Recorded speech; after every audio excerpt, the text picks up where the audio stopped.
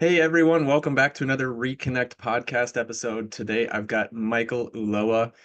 We've known each other for a while, kind of on and off connected, and I think he's got some good stuff going here. And I asked Michael before the show what his purpose was in one sentence, and I don't think he got it quite done in one sentence, but that's okay because it's not the longest one I've read yet. So his purpose is to help people build long-term wealth through real estate, to be a one-stop shop offering customers the best of the best resources and information on all things real estate. So that's very focused around what you do in the real estate market. So how did you kind of develop that as a statement? Where does it come from? How'd you work into that? In regards to a statement, I will say it's not that much of a refined statement. It's kind of like a couple different sentences into one.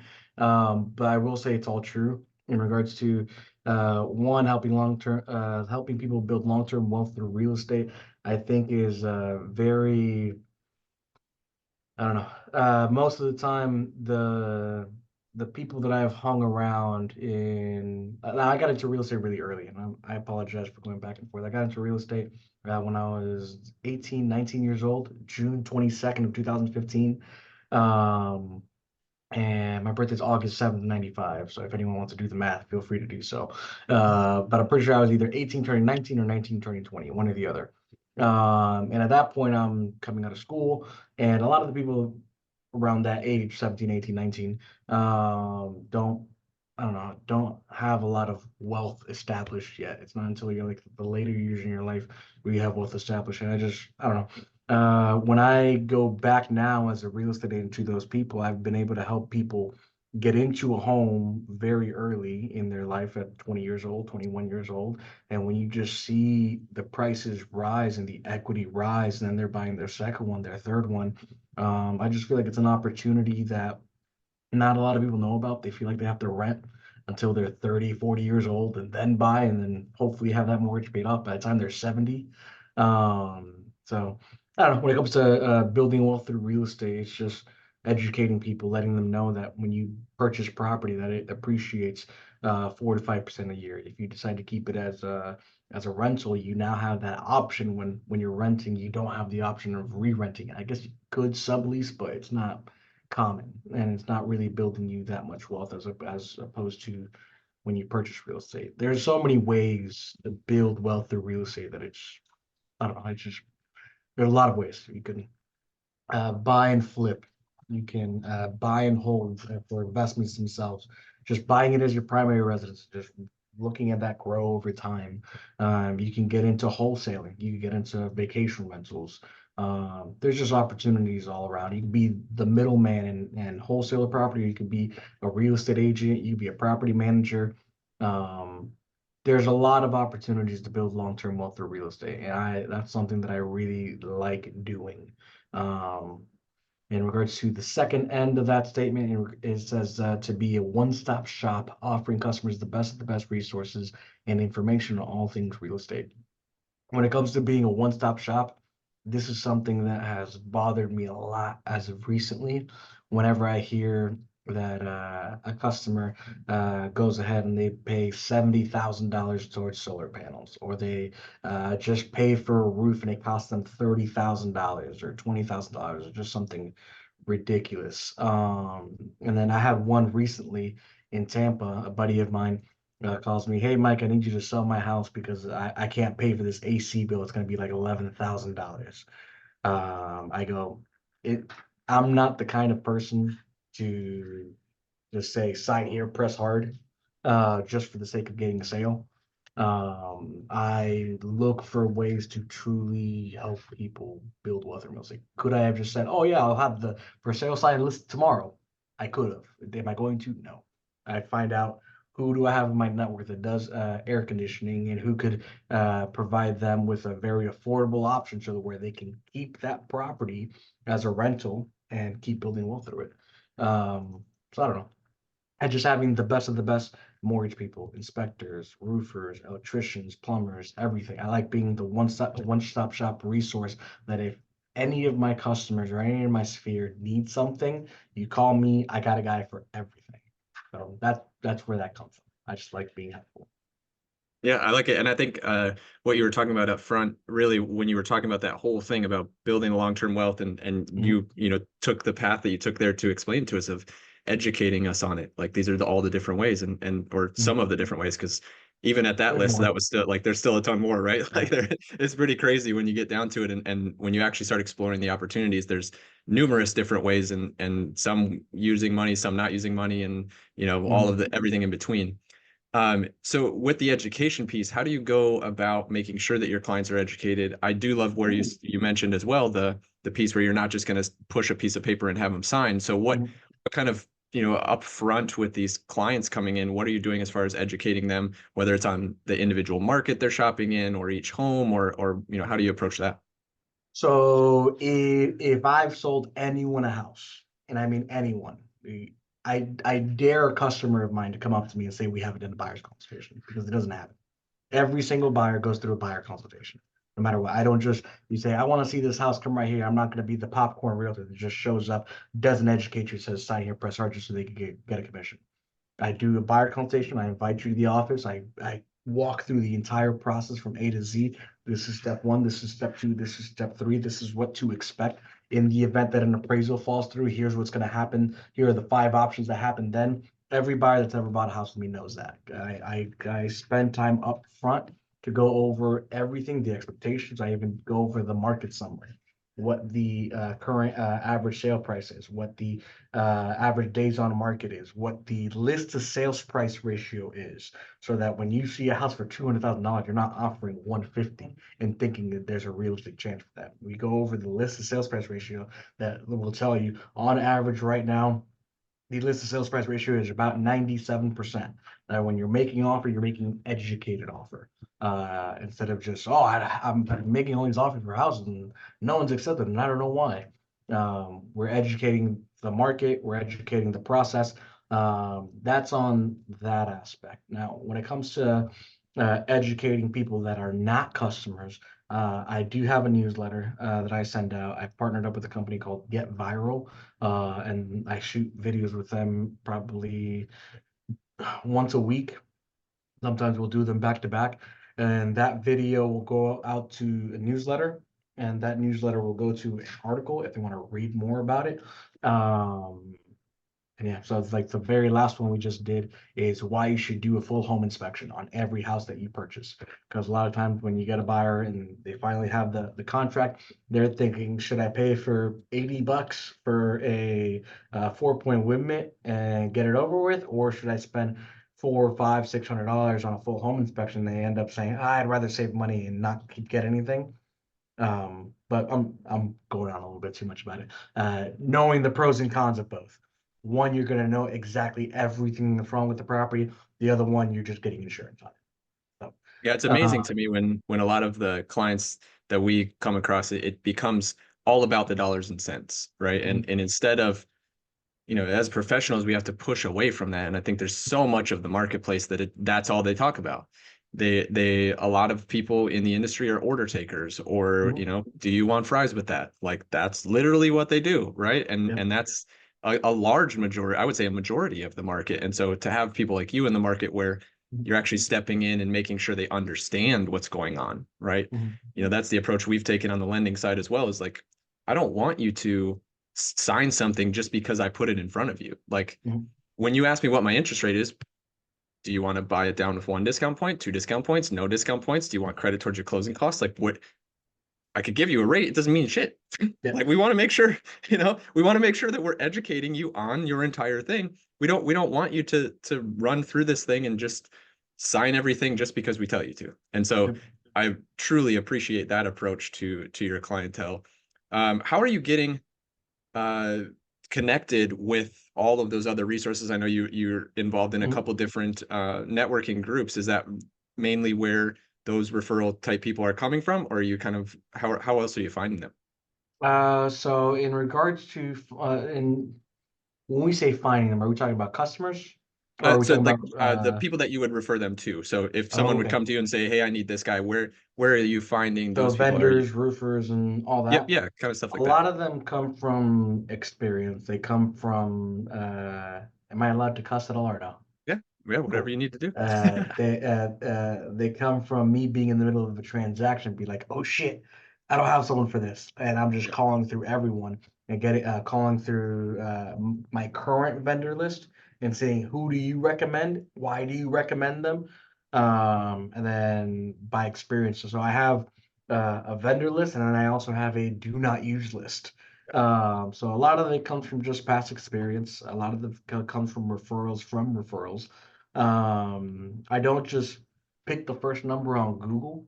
I make sure I ask questions to make sure that they're the right fit, that they actually do what they need to do. The reason people are on my do not use list, a lot of it comes to can be just personality type. So we had, I won't mention it on here, but we had a septic company that came, destroyed the seller's sprinkler pipes and ran over everything. And when we said, "Hey, how are we gonna make this right?" He's like, "Sue me." So that's instantly do not use list right there. Yeah. And I make sure they never interact with one of my customers again. Yeah. So does that answer the question? Yeah, no, I think that's a great way to do it is, you're creating your network. And, Mm. for me, a lot of people have Ooh. issues with trusting themselves in that regard. I have one more thing I forgot. Yeah. So this is a script that I use, but I use it's almost like internalized at this point.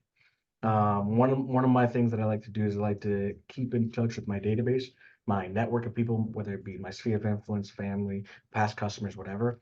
And very often, I'll make a phone call and I'll ask who have they had a 5-star experience with in the last month or so.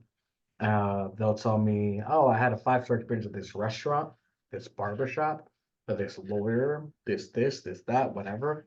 And I'll use that and add them to my vendor list. And I'll also ask if I'm in a specific pursuit for someone. So let's say I'm in a specific pursuit for a CPA. So they'll give me their recommendation. I'll ask them for their permission for me to reach out to them and let them know that they recommended that individual. Makes them feel a little bit like a rock star. And then I'll reach and I'll my second follow-up question will be, by the way, I'm also looking for a fantastic CPA, or I'm also looking for a fantastic uh, house cleaner. Who do you know that gives a 5-star experience?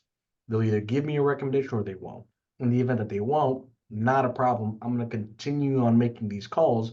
When I find someone that gives a 5-star cleaning service or a 5-star CPA tax accounting service, would you like me to call you back to provide them over to you? And they say yes. So that's another way of how I find people and then provide value and make sure I call them back to give them the vendors that I found. I think that's awesome how you're consistently vetting those people as well. Like you're bringing them into your environment, but then they have to still earn it to be in it, right? Like you want to have a standard of the Mhm. people that you are referring, which is, I think that's a fantastic way to approach creating a network for your clientele as well. So, that's awesome that, like, when they come in and you're you're like, hey, you're going to be my client, but I also have this network that you are now a part of.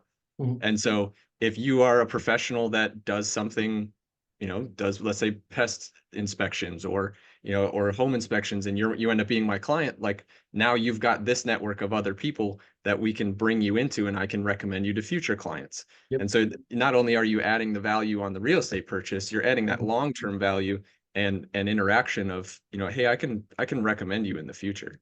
Yep. I love it. And on top of that as well, I will say I do all of that with a sincere wanting to help people out.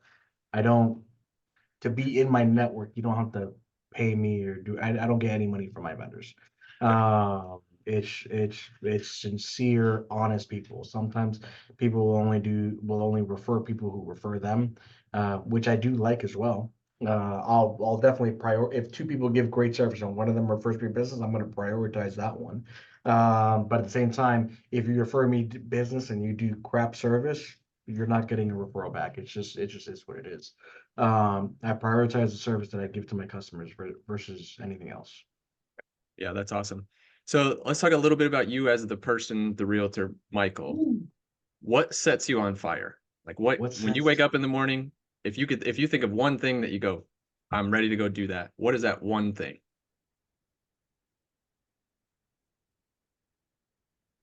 What is that one thing?